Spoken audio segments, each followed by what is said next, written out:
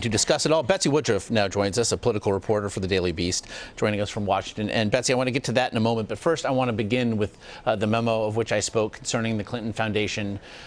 It would appear, if nothing else, to be a rather precise implication of pay for play here. Is there fire with the smoke? Could this be more damaging perhaps than what we've seen in previous dumps? I think this is certainly a really significant problem for both Bill Clinton himself and the Clinton Foundation. It basically lays out the way that Teneo, the consulting firm run by Doug Band, a close Clinton aide who's known as the architect of Bill Clinton's post-presidency, it lays out the way that Teneo was kind of the connecting tissue between the Clinton Foundation and the Clinton family and corporate America, major multinational corporations, in some case foreign corporations, that wanted to be connected to the Clinton Foundation for good reasons or for questionable ones. And this memo shows that Doug Band and another longtime Clinton Foundation aide, Justin Cooper, were simultaneously trying to help corporations donate to the foundation. In other words, trying to get these corporations who they consulted for to do philanthropic work, while also trying to get them to enrich Bill Clinton by hiring him to be, an advisor or a board member or what have you, basically to pay him to affiliate himself with some of these companies. It's all really questionable, and it's a big problem for the Clinton family as well as the Clinton campaign. Well, and we saw the response of the campaign. It seemed for all the world much like the pivot by the candidate herself in the last debate. Again, something of a blanket denial, referring to Russia's looking to influence the election. Is this going to be enough, though, for the next 12 days? I think it's probably, from a strategic perspective, I think it's probably the best the Clintons can do, because if they start responding to these emails, there are so many communications and messages that are really negative to them that if they try to take them down message by message, that's going to be the only thing they'll be able to do for the coming 12 days. That said, as a reporter, of course, I think it would be much more admirable if the Clinton campaign actually addressed the substance of these messages and actually was willing to go out and say maybe these are real, maybe they're not, and do the due diligence of verifying them. Presumably, if John Podesta still has his Gmail account, it wouldn't be that hard to figure out if these messages were doctored or not.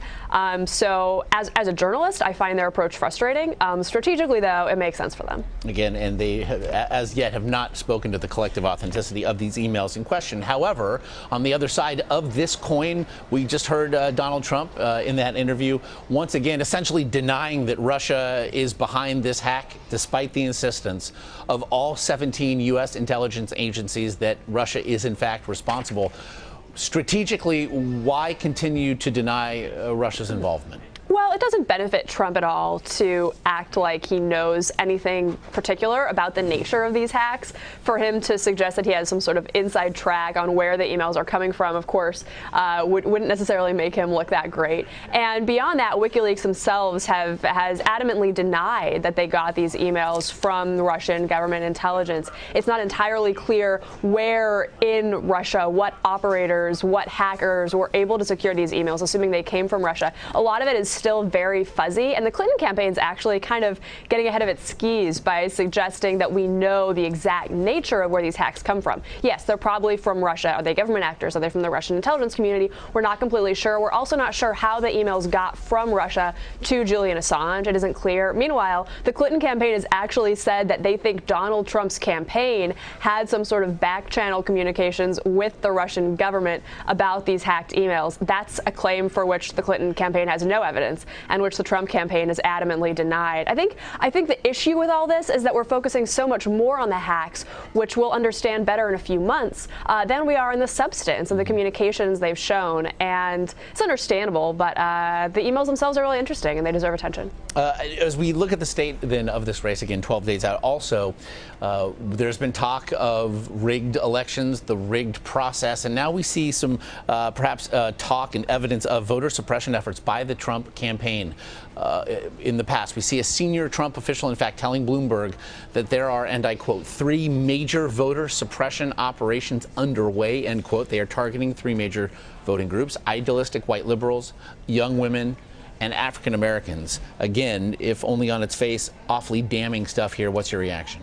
Well, that senior Trump campaign official is not the sharpest crayon in the crayon box, because what they're talking about isn't actually voter suppression. Voter suppression is pretty illegal. You can't actually try to bully people into not voting. What this aide was talking about is trying to lower the excitement level among Clinton supporters. You're allowed to do that. I mean, it's not necessarily the most admirable or brave tactic. The Trump campaign isn't covering itself in glory here. But if you want to run negative ads against a candidate to try to make his or her supporters less enthused, it's a free country. The First Amendment protects your right to do that. The fact that this campaign official used the term voter suppression was just not a particularly intelligent thing to do. Yeah, certainly took the dialogue to a curious place, if nothing else. Now, Donald Trump campaigning in Ohio today. Hillary Clinton will be in North Carolina, and very markedly at her side will be the First Lady, Michelle Obama, as more polling places, I should mention, open in that state.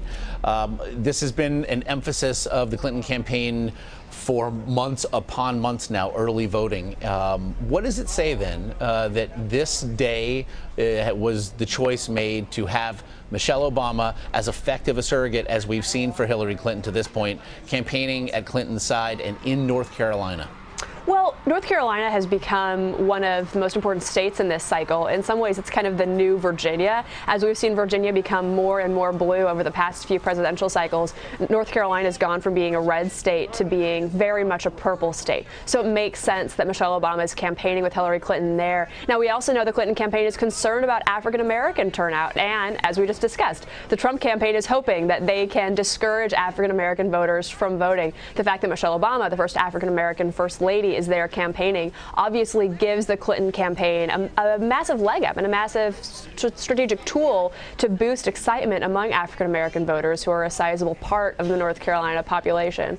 Meanwhile, Trump, of course, is campaigning in Ohio, that has a lower African-American population than the country does as a whole. He's done better in that state than in a number of other swing states. So both campaigns seem to be making pretty reasonable decisions here. I'm sure that Kellyanne Conway and the rest of the Trump campaign staff are happy that Trump's hotel responsibilities are done and that he can get back on the trail. Certainly.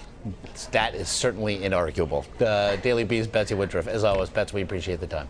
Sure thing.